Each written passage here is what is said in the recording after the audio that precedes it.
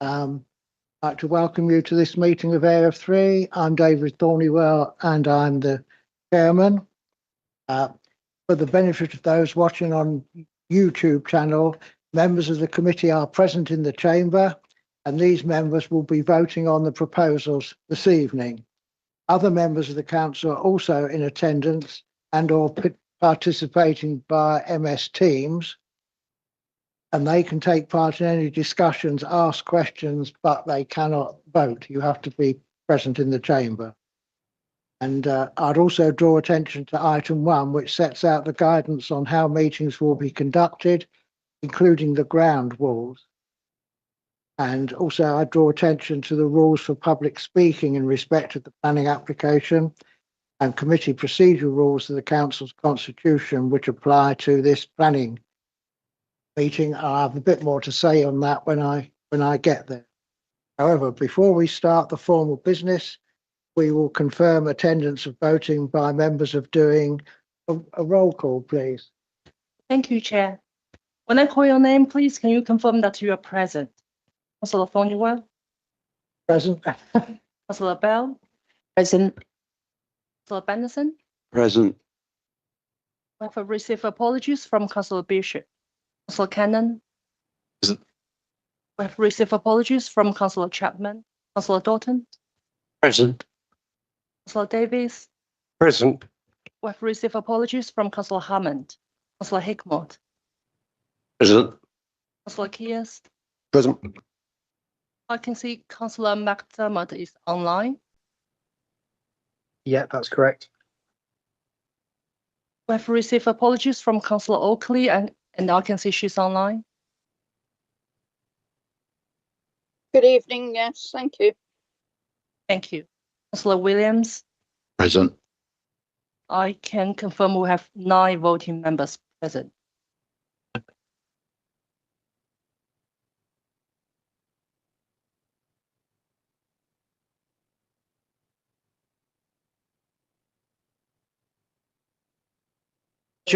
Starting, Joy. Okay. Good evening. Joy Ukadike, Head of Legal and Democratic Services and Legal Advisor for tonight. Anyone Democratic Services Officer? Josh Quat, Divan Management Team Leader. Susan Field, Senior Planning Officer. And I also noticed we have Councillor Trudy Dean in the room. She's the county councillor for this area, but she's not on area 3, so she can participate but cannot vote.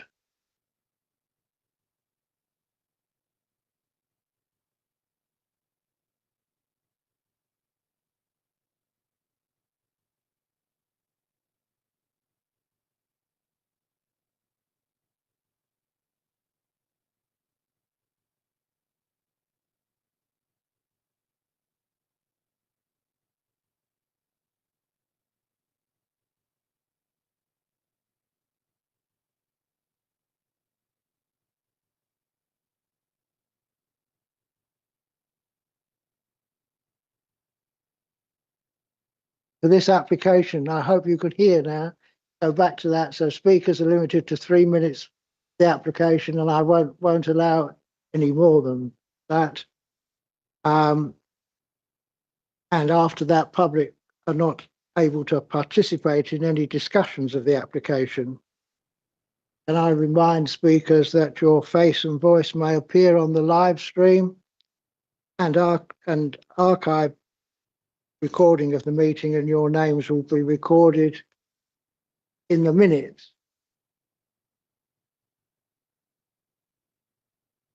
So before I go to that, we should record that we have, as you've heard, apologies from Councillor Tim Bishop, Councillor Anita Oakley, Councillor Luke Chapman and Councillor Hammond.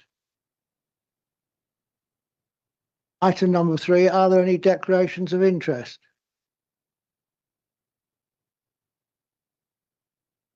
There are none.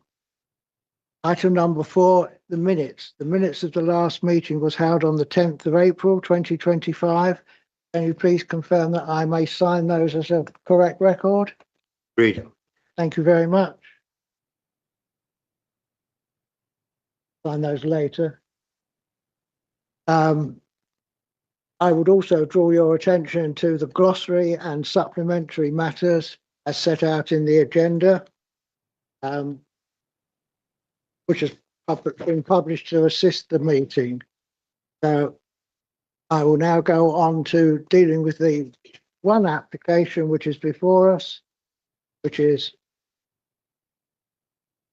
land and buildings east of Rose Cottage, 440 Lunsford Lane, Larkfield. This has been before us once before, and it was adjourned for a site inspection. And I'd like to thank all of those members of the committee who came along to the site inspection, which I hope was helpful.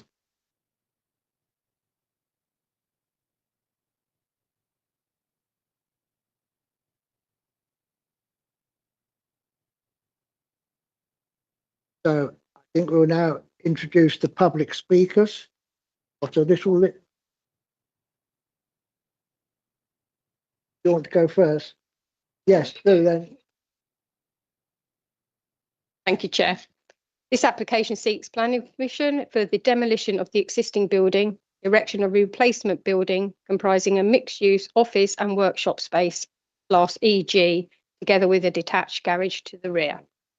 A slide here shows the site plan and the location of the building at the moment. Next slide shows the actual footprint of the existing building with the parking along the front, parking down the side in relation to the two dwellings, Rose Cottage and May Cottage here. Next slide shows the proposed layout. Parking is still to the front, and then there'll be some parking to the rear, proposed with a garage here as well. This slide shows the front and rear elevation, again in relation to the building and the barn, the dwelling known as the barn, and then Rose Cottage here. This slide shows the footprint, the ground floor footprint, the parking spaces. There's 3 inside the building to the front, and then there's a workshop element to the rear. And then to the east side comprises offices. This is the first floor plan. Again, this is all offices upstairs with open plan, and then a meeting room, tea point, and then obviously the access going up and down the stairs. Just for those members that didn't attend the site visit, I've got a couple of pictures. This is the rear elevation of the existing building. These are 2 of the side elevations. So the one on the top left shows from the front of the building, the side to the barn building. And the other one down in the bottom right shows it in relation to Rose Cottage.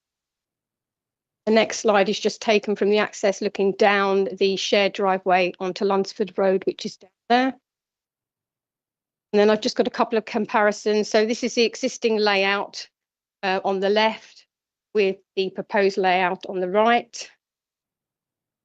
And then again, another comparison on the left is the approved extent permission for the dwelling, which shows a garage here to the front. The one on the right is the proposed layout with the garage being resited to the rear. Thank you, Chair.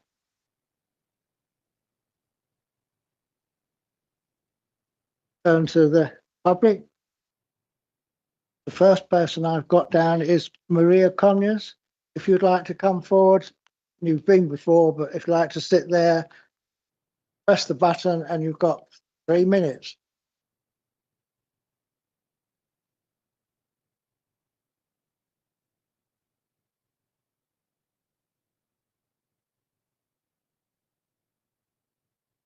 Like last meeting about my human rights and my need to have quiet and enjoyment of my.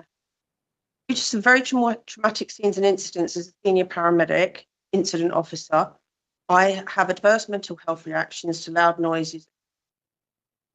My home is immediately opposite.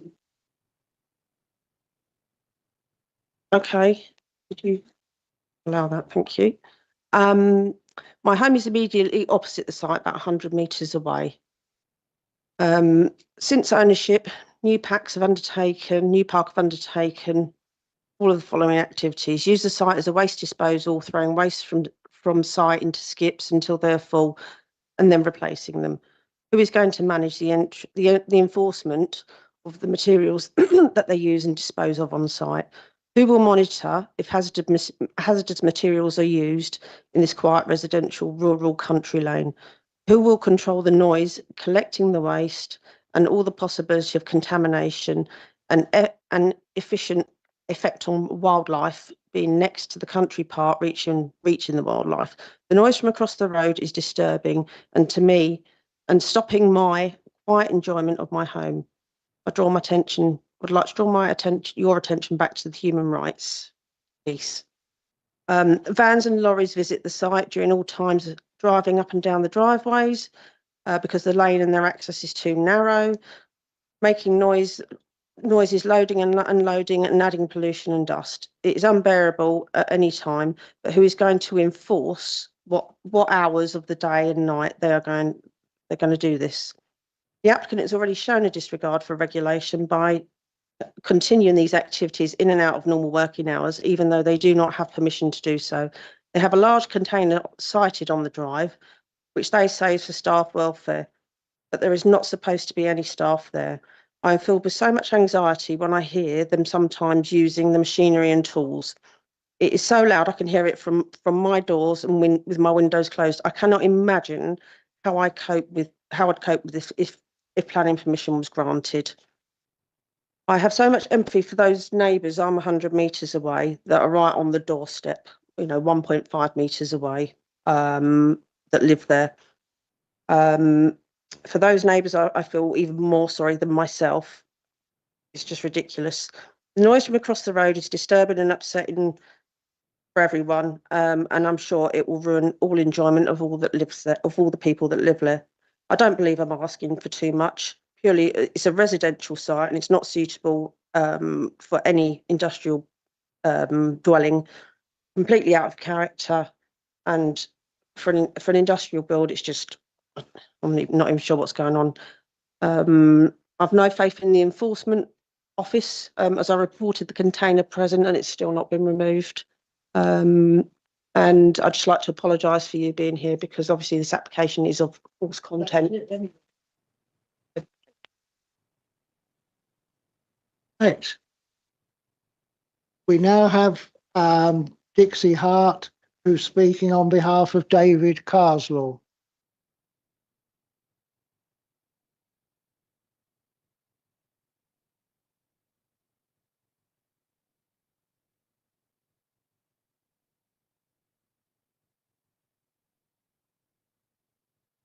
I am David Carslaw, the son of the original farmer, who was born at the original farmhouse that included what is now Rose Cottage and its shed. I managed the sale of the plot to the applicant with planning permission for a 4-bedroomed house and believed they purchased the land to build the home. I object as the design of the application is not in keeping with the existing buildings, 3 of which are Grade 2 listed. Access, and by that I mean the residential driveway and road, is not suitable for traffic heavier than domestic use. Commercial activities such as deliveries by lorries, vans, outside storage, the need for parking, signage, noise, and general disturbance will all be detrimental to what is a quiet, semi-rural, single-track country lane.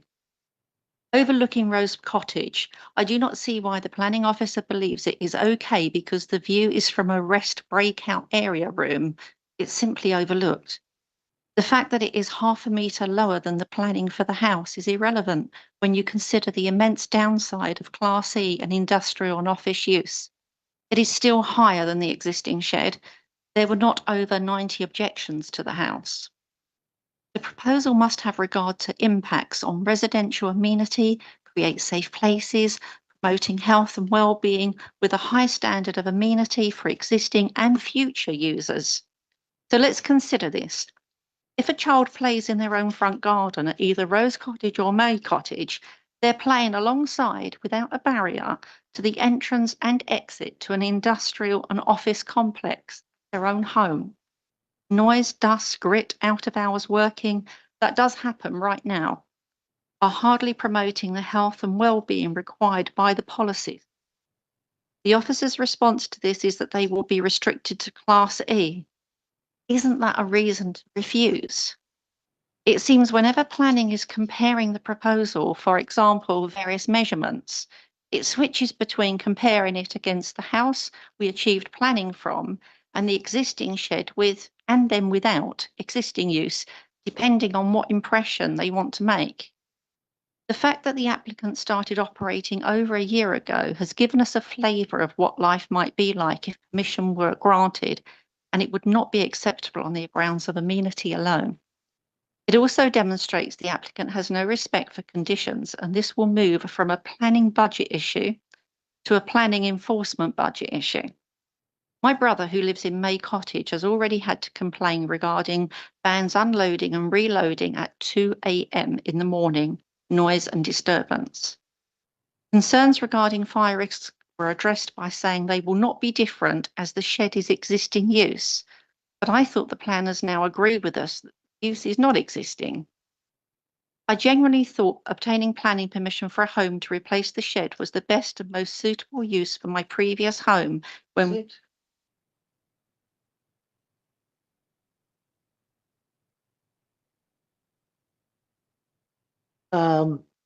Now we've got Denise Eden Green and John Eden Green, represented by Laura Wilden, who's speaking for both of them, I believe. So that's 3 minutes per person.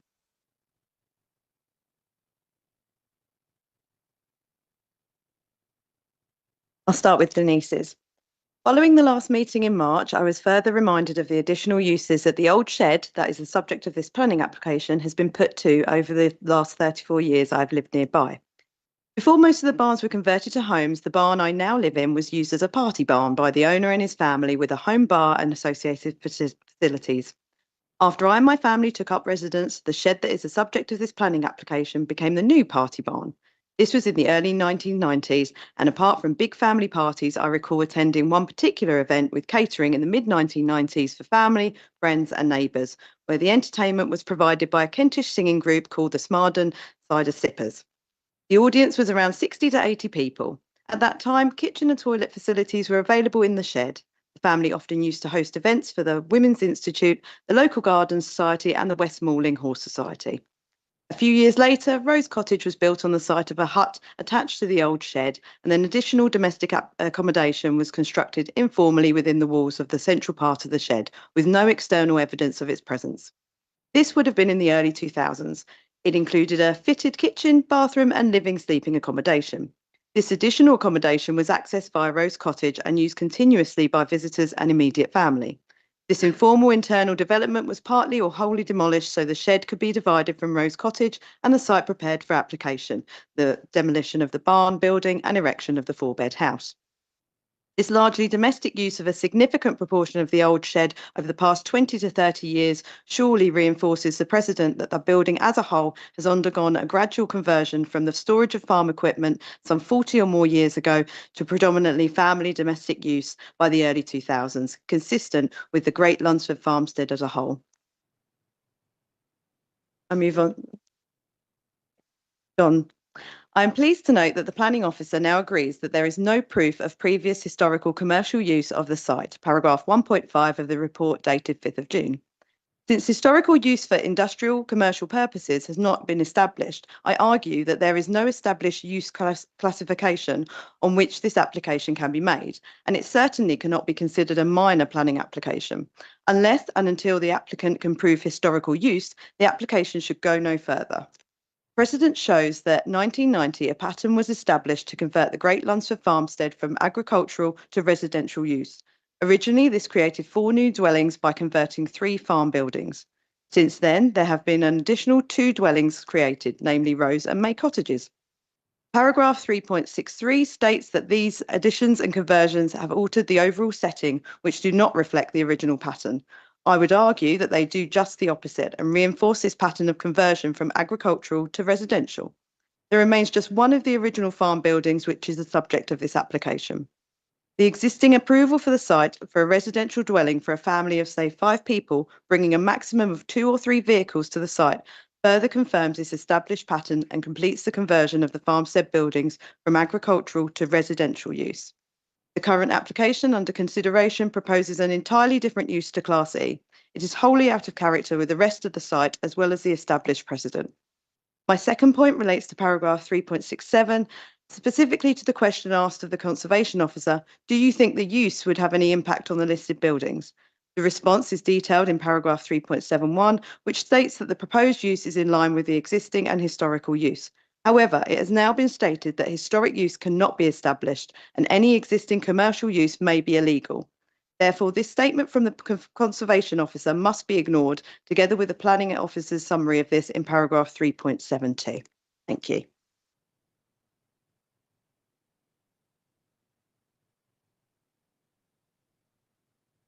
Next, we come to Chris Wyman, speaking on your own behalf.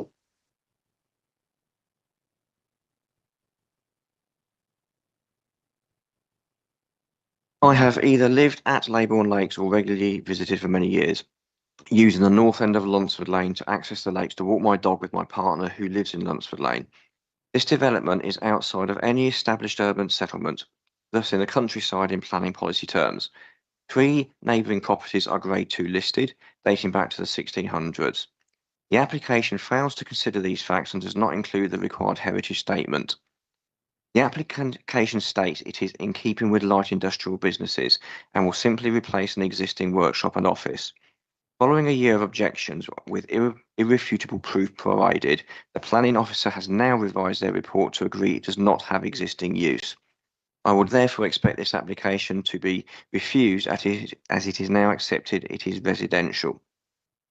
By proposing a main town centre use outside of a town centre in this semi-rural setting within the countryside, which has existing residential planning approval in place, completely undermines the principles of urban regeneration, reuse of land in established settlements, and conflicts with paragraph 91 of the NPF, which requires a sequential approach to site selection for office uses, which should firstly prioritise locations in defined centres.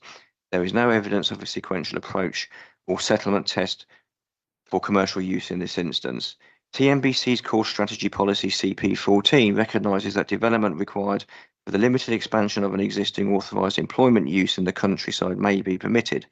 However, as mentioned above, there is no evidence that any existing employment use has been authorised by the council, which would have been by way of a previously granted planning permission, the only planning permission granted being residential. In addition, the current proposals are for a new development and not limited expansion. Therefore, this policy CP14 is not applicable and cannot be relied upon by the applicant.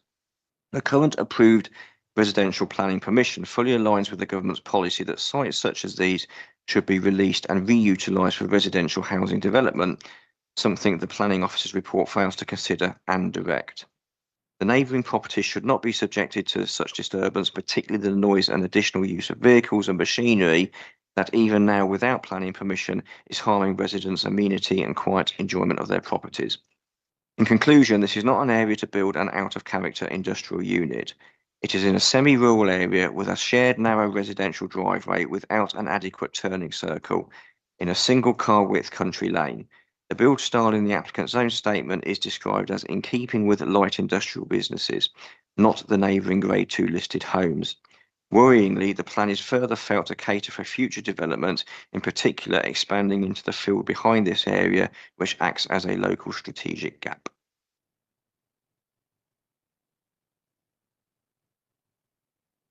Well, Jason Humphreys, represented by Dixie Hart.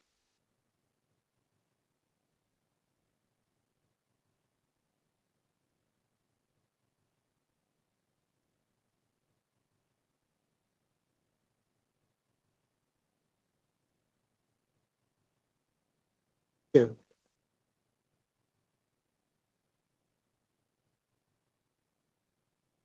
The impact of Class C on me, Jason Humphreys, as I live 1.1 metres from the boundary of this site. I usually work nights and my sleep is often disturbed even though they are not operating at nearly full strength yet. There is no way I can cope if this is granted. All of their office vehicles and vans are going to drive right alongside my property, causing further disturbance to my sleep. I hear them clearly now when they are standing outside, and that is when there's only 2 or 3 of them conversing and carrying things around the yard. When they used tools and equipment, I just gave up even trying to sleep. I went back to my yard and slept in my lorry. I can't live like that on a permanent basis. I love my home and I have had quiet enjoyment in this peaceful area for circa 10 years. I do not want to move. This application should be refused on the grounds of amenity. Application for Class E should be without detriment to the amenity of that area by reason of noise, vibration, smell, fumes, smoke, soot, ash, dust, or grit. Size is irrelevant. You don't need a big space to make a big noise. I do not agree with the officer's comments that the window overlooking Rose Cottage is okay because it's only a board or rest room. No one knows what they're going to use that room for. And if there are only 2 directors and it's only a small development, they're going to have a lot of space and a lot of meetings. The amount of room they have allocated to offices is obviously just to get planning. No company provides purpose-built garages for staff parking, kitchen welfare areas, meeting rooms, rest areas. But it seems that nothing the applicant claims is ever tested, which is very concerning. It has taken more than a year for planning to agree after mountings of evidence and objections, even from the family who've owned it for over 100 years, that it is not existing use. The officer suggests a condition to impose the use of Class E, but that is the problem.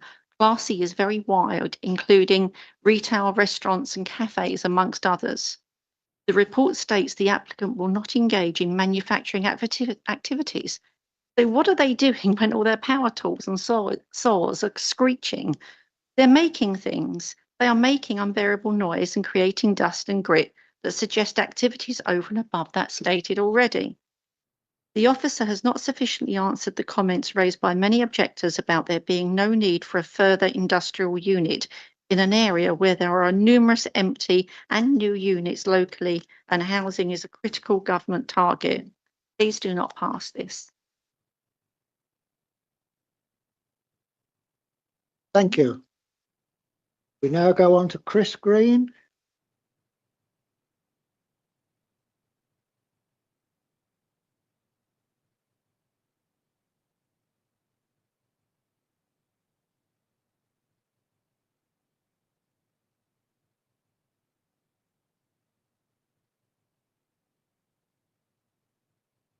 I oppose this development on the grounds of road safety, environmental and noise pollution, property blight, and the negative impact it will have on the area. I can see no tangible benefits for this development, but see lots of disruption for residents and the local community. I recently spoke to someone who lives in that area of the lane and has his property up for sale, but said he's already lost potential buyers. His property was valued at £850,000. Now, if I was to go and buy a property and spend that sort of money and the land search come up showing a proposed industrial unit that was less than 100 metres away, I would definitely pull out of the negotiations. In fact, I would ask everyone in this room and the site owners whether you would like an industrial unit next to or nearby to your own residence. I'm sure the answer would be a resounding no. If this proposal is passed, I assume there will be regulations and restrictions on working hours and delivery times that would require council enforcement. Unfortunately, human nature tends to dictate that the elastic band will be stretched at some point and the boundaries will be pushed. Therefore, if enforcement action is required, it will cost the council time and money. There are at least 5 industrial warehousing complexes that are within easy reach of this area and are far more appropriate for this type of development. This area is residential and it needs to stay residential. Thank you. Thank you very much.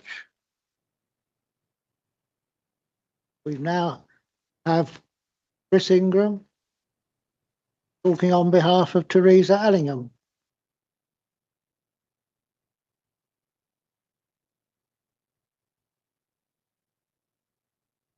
Sorry, I misread that. It's Twyman, isn't it? Yes.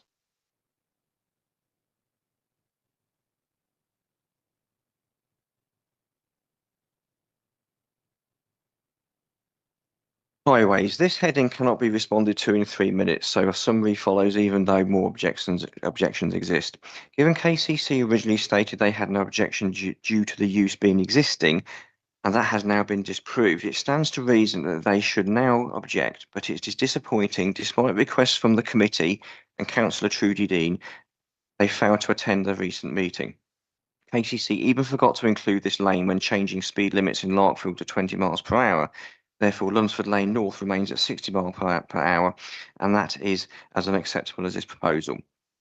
Planning should be refused on the paragraphs and policies stated for the following reasons. It will be an impact on highway safety. Policy states that there must be 12 parking spaces, but there are only 9 external, so they have shown 3 as internal spaces. This will be impossible to enforce moving forward, and this is non-compliant. Fact, the proposed site does not have sufficient turning space within the site for lorries and vans to enter and exit in a forward gear. At the last meeting, measurements were stated, and even a London taxi could not turn in the available turning circle. Therefore, this site does not comply with KCC Parking Standards 2025. Signage states the road is unsuitable for heavy vehicles, full stop. It is unsuitable. It is excused by the planning officer by saying it is not forbidden and it is only the singles track part of the road. Only the area outside Little Lunsford Lane Farm has 2 lanes. The remainder of this winding lane is all single lane without pavements, and the comment is prejudiced and misleading. It is agreed a transport statement has not been delivered, and therefore there is no statement on how much traffic is expected. But from the number of workers, it is more than doubles the use from existing homes. Despite sending actual photographs of a large lorry on the site's shared residential driveway, the planning officer and KCC wrote that there will be no lorries. How can this statement be made? It is not truthful. Meanwhile, the applicant continues to use the site for commercial purposes with no regard to planning or regulations. The operation of this site is untenable now, and they don't even have planning yet. What will it be like when they are working full blast? The applicant states they will have occasional deliveries of office supplies. It was not office supplies in the lorry we photographed on site, and they are not using the industrial unit to sort and drill paper envelopes. Access is via a single car width residential driveway, passing 2 homes and alongside 2 other homes. The proposal does not meet the policy access requirements. Thank you. And we now have Chris Tryman again, is that right? Gary Hart, yes.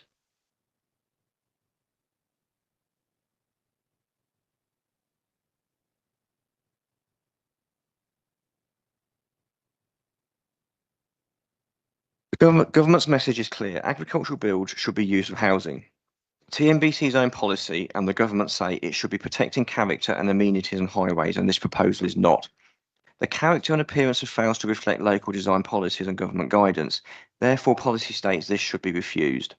The officer's report admits paragraph 135 of the MPPF sets out planning policies and decisions must ensure developments comply with 6 points. It fails 5 out of 6 of the stated points, including improving the quality of the area, being visually attractive, sympathetic to local character and history, and it should have a high standard of amenity. Policy CP24 of the TNBC seeks to ensure that all development is well designed and respects the site and its surroundings. In addition, Policy SQ1 of the MDE EPD requires development to reflect the local distinctiveness, condition and sensitivity of the local character area. This is a reason to deny permission, not grant. The design is far from complementary when surrounding historic and listed buildings on 3 sites. The planning officer reports less objections have been raised concerning the appearance and road safety, implying it is not as important, but that is to be expected, isn't it? I guess we all put our lives and safety above all else. There is no real evidence to this statement. Time restrictions do not permit further comment on character and appearance, but all further points up to 3.28 are reasons to reject. Planning states there are a series of conversions and new builds. This is incorrect. A series does not exist. There are only 10 residential curtilages in the lane. Planning describes the site as a new build, which is puzzling as they have visited the site and the shed is clearly ancient. The site is in flood zone 2 and 3, but no flood risk assessment has been submitted, neither has a heritage assessment. The report excuses these due to it being existing industrial use, again backtracking from agreeing it does not have existing use. The road floods regularly to the extent you cannot see where the stream starts and the road ends. Lorries have got stuck in the lane. Photographic evidence of this has been provided. This creates much greater risk of vehicle accidents and consequently safety for human life. There is also a small and old bridge that is unlikely to be able to take the weight of a large lorry, but at best its strength is unknown. Reasons for refusal is protecting character and amenities and highway suitability and safety. Thank you. And now Fiona Ray.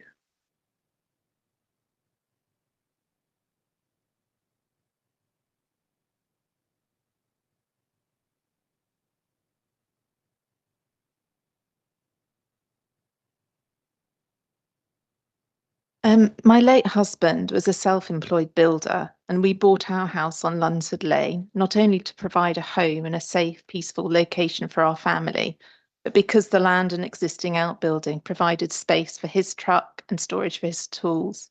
He also spoke of potentially adapting the existing outbuilding to provide office space, a place where he could work undisturbed. I've wondered what his response to this proposed development would have been. But although described as modest in scale, this is not the case of a sole trader who wishes to utilise his land to ease the conflicting interests of home and work life. This is a commercial industrial development that comprises a workshop, garage, office space split over 2 levels, presumably a number of external employees. I believe the noise and air pollution from the activities listed would be a nuisance to neighbouring properties, including my own. Whilst I appreciate that some conditions have been recommended, the activity that has already taken place prior to planning permission being granted has to make me sceptical as to whether these conditions would. I note that KCC Highways do not consider that the impact would be significant and accept that on paper the number of additional vehicles using this road does not sound vast. But there will be more parking spaces provided at this site than there are a number of dwellings on this section of Lunsford Lane. Given that context, it seems to me a significant increase.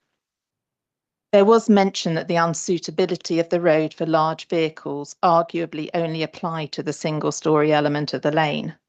I don't know whether you had easy access to the site on your visit.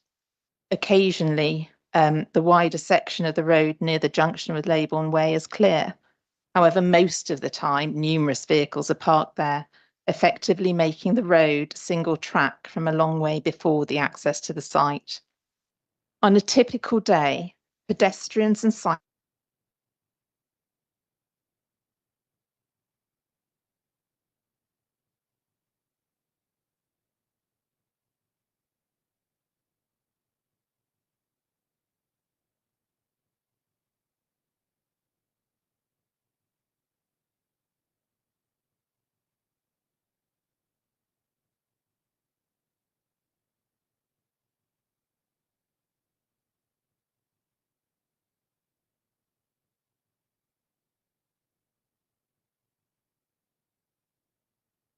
would indicate significant impact on the local community.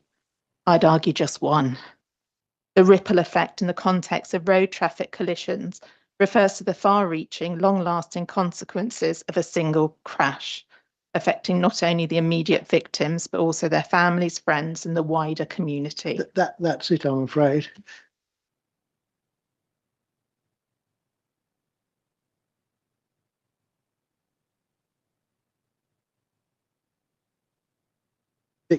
Thank you.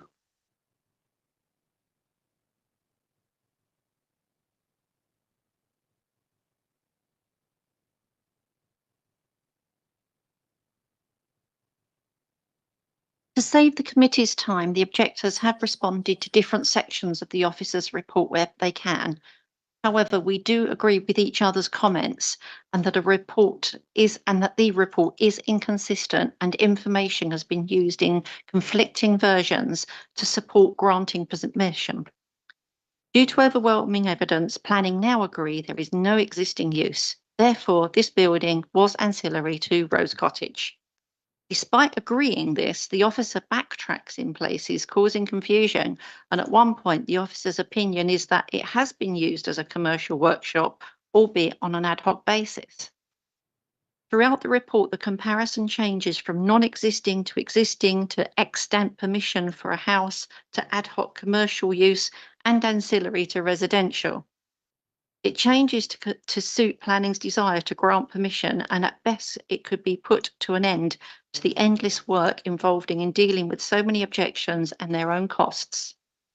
As it is accepted, it does not have existing use. All other departments, such as KCC and Conservation, should work on this basis. Assessment on heritage and policy guidance was reported in my objection, written by a qualified planning consultant who cited many policies that demanded a refusal. This has not been disproved. Proposals should bring about an environmental improvement in impact and its surroundings and conserve and enhance the historic environment. However you dress it up, an industrial unit certainly does not. Despite officers' comments, 3 neighbouring properties are listed and of significant historic interest. It is untrue that the Conservation Officer's comments have been misinterpreted. Their comments have been misquoted in the officer's most recent report. It's extremely concerning that internal memorandums are being misquoted. The memo actually reads, "I would remove the separation distances as a reason for acceptability, as the separation is not really that great, and a less industrial building might well have an impact over that distance." The statement is clear. The proposed unit is too close to the Grade 2 listed buildings. Inconsistency continues, stating the Conservation Officer agrees the application is in line with existing use, but the Planning Officer has since reported it does not have existing use, and the Conservation Officer has never seen it. If planning grant this permission, they will by default be taking away permission for a residential home, which is the government's priority and in the best interest of the area.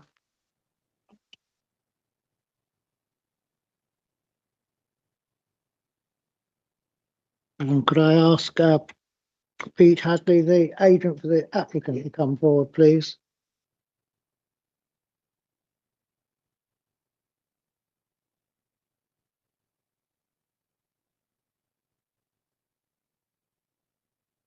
Thank you, Mr. Chairman. Good evening, councillors, and thank you to members who attended this site visit. In recommending the application for approval, you will see that the proposal continues to be supported by all professional consultees. Officers confirm that the proposed building is of a high quality, sustainable design prepared by a local architect. The Conservation Officer is satisfied that the proposed building would use appropriate materials and be in keeping with the setting of the site and the surrounding area, noting the height of the building is 0.5 metres lower than the previous residential approval. When compared to this, officers confirm the application would have a lesser impact on the setting of the listed building, but also be an improvement on the workshop building that's to be removed. Further consultation has been undertaken with KCC Highway since the last committee, as sought by members. KCC have reviewed and responded to neighbour comments and continue to support the application, appreciating that the proposal is a modest development will be restricted to Class EG use. It would be restricted to that use specifically in terms of office and research and development. It couldn't move within any other Class E uses. It'd be restricted to that by means of the condition. As explained in the report, Class EG use is defined as one that can take place in a residential area without causing harm to amenity. The applicants have no objection to a condition limiting the building to this use. As confirmed at the last committee, the building is to be used to provide an office for the applicant's business, along with a small ancillary workshop to provide prototype products. There'll be no manufacturing on site or industrial activity.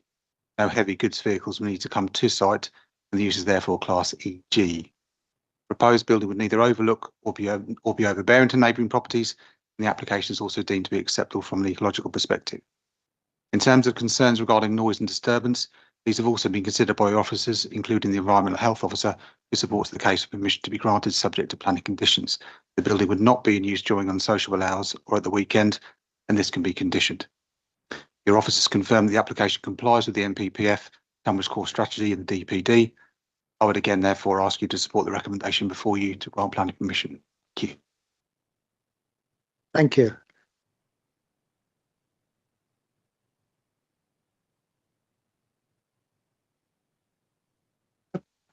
Invite Susan to address particularly this issue of the existing use. Speakers of reference to. Well, I think that's set out in the committee report. We're now taking a neutral stance on that. There's no evidence submitted by the applicant of what the use was. So we have reflected that in the report, and we have assessed it as a demolition of the existing building and the erection of a new building.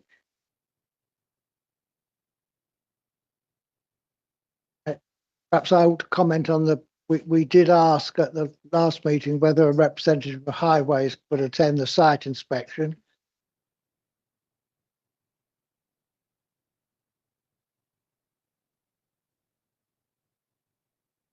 And they clearly didn't. So there isn't a highway objection from them. I think there's a general issue here about highways people coming to site inspections or indeed attending these meetings. And my personal view is that's a matter to be explored as a separate one. Particularly, it'd be interesting to see what the new administration at County Hall might view this. But on the basis of the papers before you, there isn't a highway objection. And I say that because I called this application in on highway grounds, also concern about residential amenity. Members came along to the site inspection. Personally, I'm still concerned about residential amenity, but I'd be interested to hear what other members might say.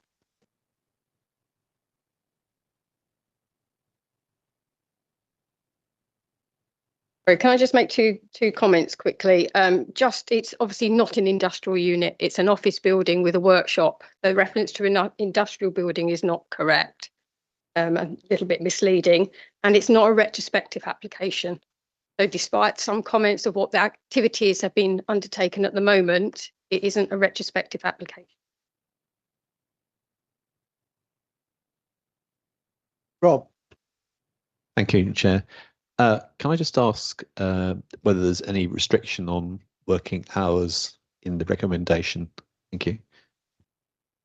You're minded to approve, we've put a condition on that requires a construction management plan. And in that there would be, one of the requirements would be to set hours. So they would come in proposing hours and we would obviously see if we agree that those hours are suitable. Paul Hickmott indicated. Chairman, first of all, I found the site visit very interesting. I didn't realise how the character of the area changed over time. When I was a young lad, it was a farm, so it's altered considerably. A couple of comments about what's in the report. Assessment of character and appearance. Paragraph 135 of the MPPF sets out that planning policies and decisions should ensure that development will function well and add to the overall quality of the area, not just the short term, but over the lifetime of the development. The other policy CP24, TNBC, seeks to ensure that all development is well designed and respects the site and its surroundings. I have to say, I'm looking at the plan that's displayed, and while I'm sympathetic to people that do want to have commercial activities, I don't really think this is really the site for that. I think the character's changed, the area's changed. It's constricted. Now, I know that KCC Highways didn't come up with an objection, but I don't think, first of all, I don't think the driveway is suitable. There's going to be a lot of traffic going up and down that drive, which, that's not on the highway, so KCC couldn't really comment on that, I wouldn't have thought, because it doesn't affect them, does it? And the use of that building for commercial purposes is, to my mind, out of character. I don't really feel I can support it, and I would think if we're mindful to turn it down, and the applicants go to appeal, I think we've got a very good case for the refusal, and I don't think there'd be any costs involved.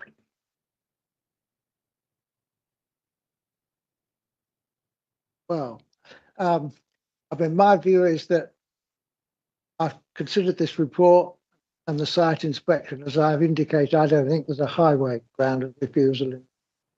But what you just said about the access way concerns me, because there will be increased activities going by the two properties and affecting the properties at the end. So I'm wondering if there's any ground of refusal at the. Just on the access, you are correct. Highways haven't considered, they only consider when it goes out onto the main road or onto Lunsford Lane. So they haven't considered the private bit, then that's not in their remit to do that. I mean, obviously there isn't any evidence submitted with what the existing use is. So you haven't got any trip comparison data to do that with. So that would be a judgment for you to make. I'm just going to reiterate though that it is a Class EG building, and that is a building that the government sets out would be acceptable in a residential area. But obviously you can go into the trip generation bit if you wanted to explore that route. Councillor David Davis. I think this hinges very much on what we mean by Class EG. And we've heard from the residents tonight that small power tools, which are which can be very, very noisy, are used on a very regular basis there. And I think would that noise or those items fit into a Class EG? And can you go into more detail on the Class EG? You say it's not an industrial unit, but clearly it's a workshop there. That's what we're agreeing. And I think that needs a great deal of clarity. And if that clarity is not there, and one is believing that Councillor Hickmott's remarks just now are highly relevant. Thank you. Just going to put your attention to 3.13, which sets out what use Class EG actually relates to.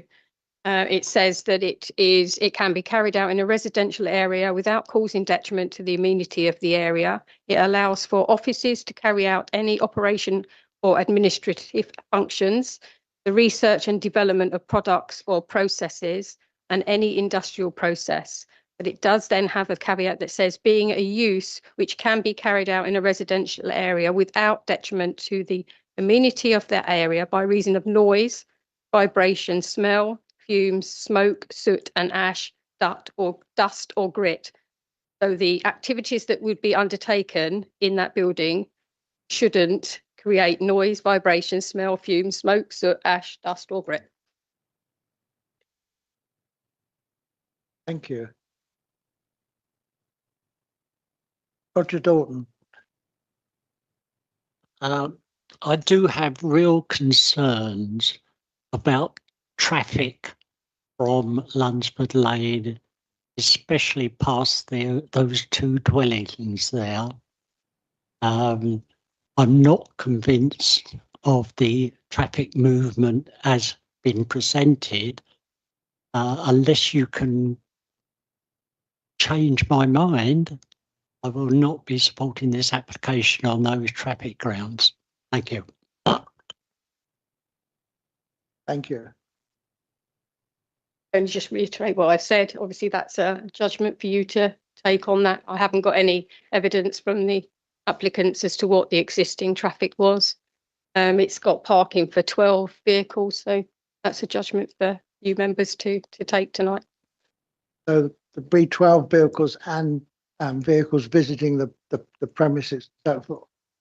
So members of this mind. Normally I'd look to my ward colleagues, but as they're both present, I have to do this myself.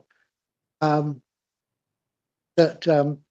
will propose that this application be refused on the grounds that the increased traffic along the access road would have a detrimental effect on the two cottages and the cottages adjoining by reason of noise and general disturbance.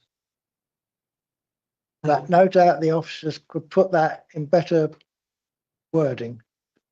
And so, just a point of clarification, in terms of noise and disturbance, are members mainly concerned about the vehicular movement associated with the commercial activities, as well as the coming and goings associated with staffs employed by the commercial premises, instead of the highway implication, because it's a different reasons. So if members are concerned about vehicular movement and noise associated with those vehicular movements as a result of the commercial premises, then it's a residential amenity reason.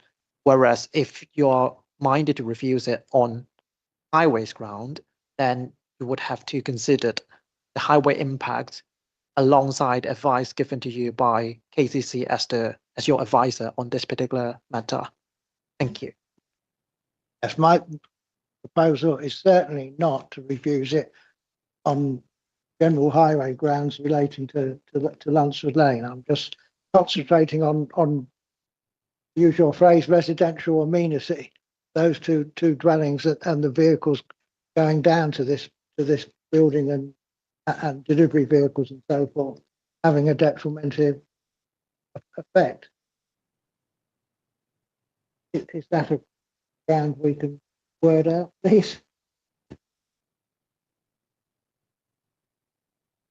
Yeah, so may we take a break to come up with some properly thought out planning wording? Yes, without any doubt, if your proposal is to refuse on what I try to explain, the officers can come up with a good planning reason to help us. Second proposal. Thank you. Thank you, Councillor Daw.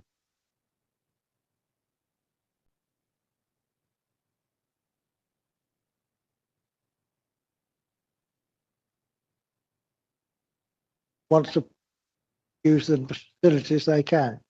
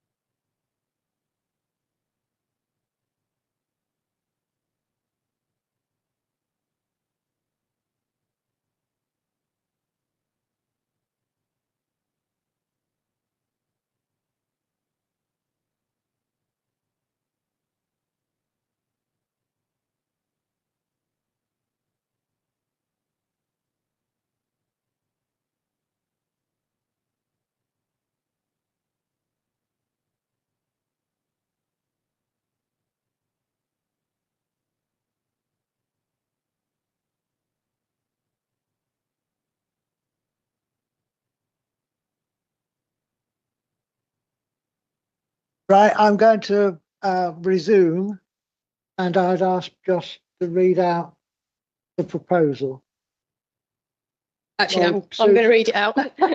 Okay, what we've put together is the vehicle movements alongside the commercial activities associated with the development proposal would result in a material change in noise, climate and disturbance, unduly detrimental to the residential amenity of occupiers of neighbouring houses. To permit the development in its current form would be contrary to policy CP24 of the Tunbridge and Morning Borough Council's core strategy and Chapter 12 of the NPPF.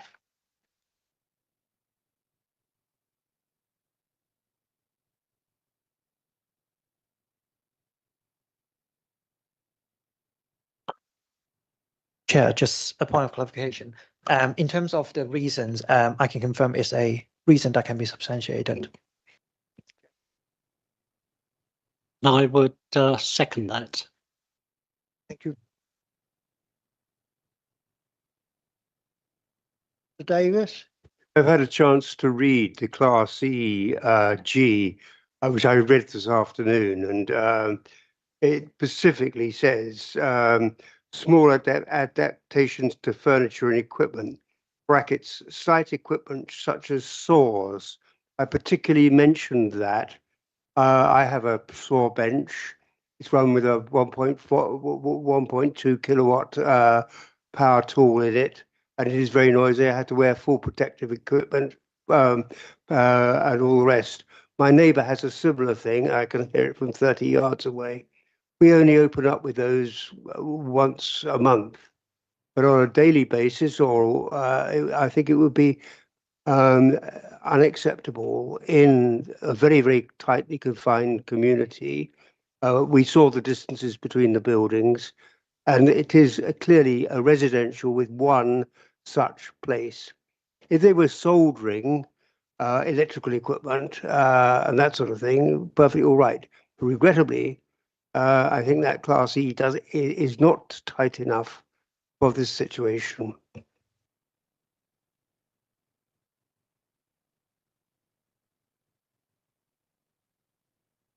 Come back on that and just say that Class C doesn't actually, prohibit any power tools. It would just be that they would be to the noise, and there would be there is environmental health noise assessment levels, and it wouldn't have to exceed that. So just the fact that there are power tools doesn't mean it's unacceptable as a Class EG use in a residential area.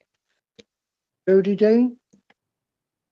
And as you've said, I'm not a member of your committee, and I'm here in my capacity as a county member, and I don't have a vote. I don't want to stop your members going very quickly, I hope, to a vote, but I did not want the opportunity to pass without my giving an apology on behalf of the county officers, because I think that their attitude towards this application has been somewhat contradictory.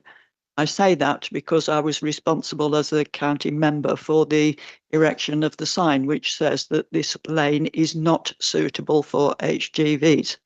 And I would remind members that when that was put up, that was sorry, I can't remember the exact date, but it's at least, I would guess, 15 years ago.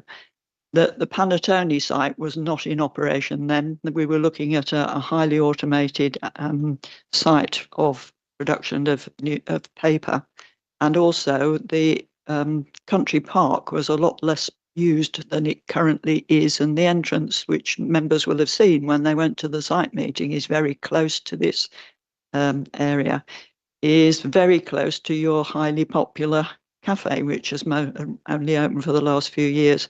And personally, my concern has been for road safety, and in particular how close an HGV would be to a child, because there's no pavement, no barrier, nothing. They'd just be walking in the road. And I must say that it's my intention to pursue a proposal for an HGV ban in that road, but I accept all that officers have said, and members have accepted that the county council is not pursuing an option to object. But if it thought at the time when Panatoni was not developed and the country park was not developed to the extent that they currently are, if it thought then that this road was not suitable for HGVs, I really cannot understand why it suddenly now is. I'm concerned that flooding has been ignored in most of this discussion, and flooding has affected these properties on a number of occasions. And as we all know, I think it was referred to by one resident, that if lorries getting into that road by mistake or by whatever means come to an area that is flooded or they can't get through, they have to be quite often towed out backwards. And that means that they disrupt the traffic which is on Leybourne Way, which is the only access for large vehicles to Panatoni site, and causes extreme disruption over 2 or 3 hours, sometimes more. So I think we're looking at an entirely new situation, which the county officers, I think have completely ignored. And I can only apologise for the comments that have been given to the members of this committee. I asked how the officers could explain why they followed the view that this was a continuing use of an already existing use at the building, when all the evidence was that that was not the case. And their reply was simply to say, we accept what the applicant tells us. End of. That's not good enough. If there is evidence, as there clearly was in this case, and the people involved are actually alive, it's no question of digging up historical documents, that is just not good enough. So I apologise for that, and in particular, I apologise for the fact that they were not resident, they did not attend the site meeting. I thought that was appalling. But given where we are, Chairman, I entirely endorse your proposal and hope that your members will support it too. Thank you. Shall I put that to the vote as the general agreement? So all those in favour show?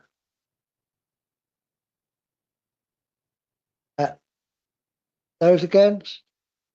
Thank you. No abstentions. So I declare that round is carried. Thank you very much for your attendance. As far as I know, there aren't any urgent items.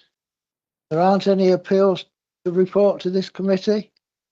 So I declare this meeting closed at 8:45. Thank you for coming along. And again, thank you for coming to the site inspection.